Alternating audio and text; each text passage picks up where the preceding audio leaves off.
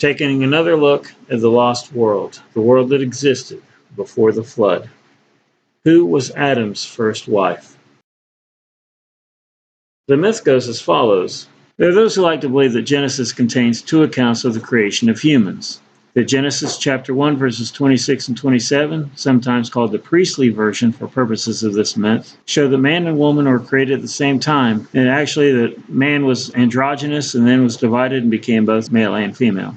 What they call the Yahwistic version, I'm presuming this is based on God's name and not just a coincidence, is the version that's told in Genesis chapter 2. Supposedly, in the first version, the priestly version, the female that was created ended up being a pervert, and when the male did not or would not comply, she left him, dwelling by what is now called the Red Sea, even though it did not exist before the flood. This supposed first wife had left the man by uttering the name of God and then flying away.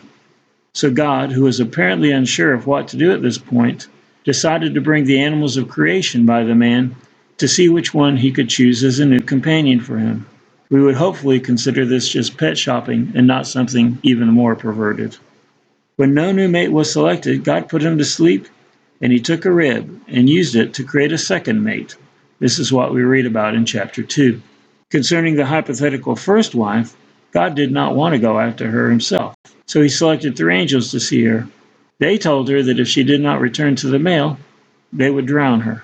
She told them that God had only made her to inflict disease and harm on male children for 8 days, and on female children for 12 days.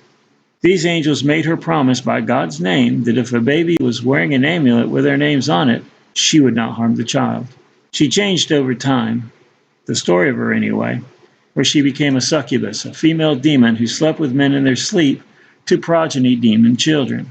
Eventually, she was called the Queen of Demons. Reality is a little different. Genesis chapter 2 is what is called a parenthetical, which is when an event that was recorded in encapsulated form is expanded on to reveal details that were previously glossed over. Genesis chapter 1 was a creation, and it was given in its form to show that creation was a singular event transpiring in 6 days. If Genesis 1 is to be considered an outline, Genesis chapter 2 is considered a focus. Adam was never androgynous. God did not perform creation by the seat of his pants.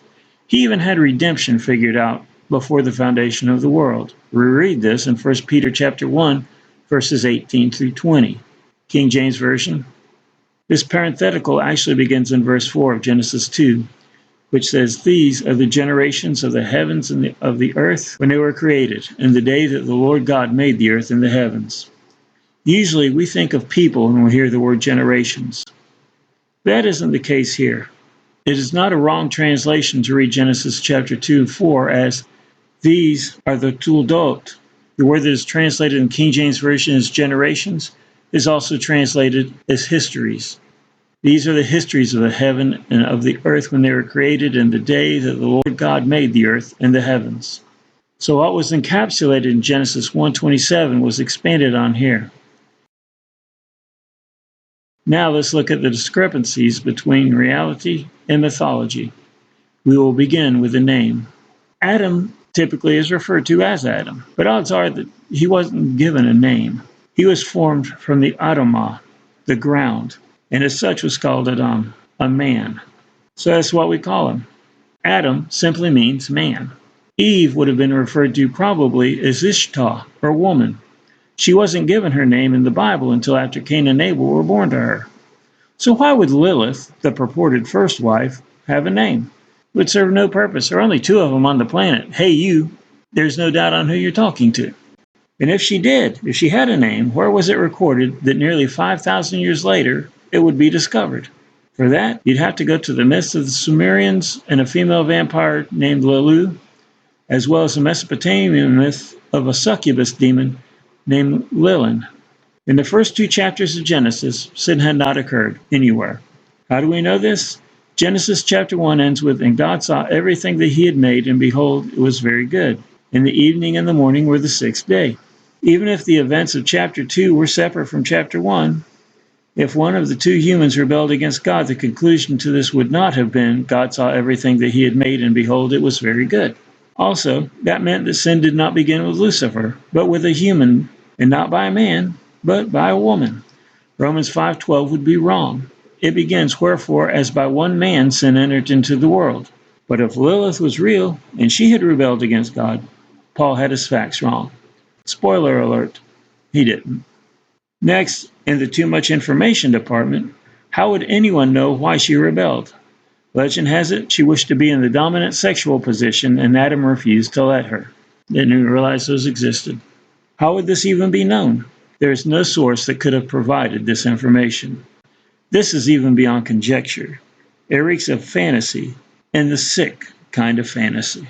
And if speaking the name of God allows you to fly, for whatever reason, even if you've rebelled against him, there's a cult out there that uses God's name as his witnesses who should be flying everywhere they go. Next is the fact she says God only made her to harm newborns. In what reality does this sound like anything a loving God would do? Especially when we read in Proverbs that one of the things he hates are hands that shed innocent blood. Remember that clothes haven't been made necessary yet, but apparently jewelry is still in vogue. When these three angels mention placing an amulet on the child she isn't to harm, she seems to already know what an amulet is. And in the time before writing and alphabets, she's supposedly able to read their names. God made everything to bear seed after its kind, meaning the proverbial Lilith would not have given birth to demons, and she certainly wasn't a demon herself, because at this point in time there had been no angelic rebellion. Therefore, it would also stand to reason that there were no demons. Adam had but one wife. He called her Chava, the life giver. We call her Eve.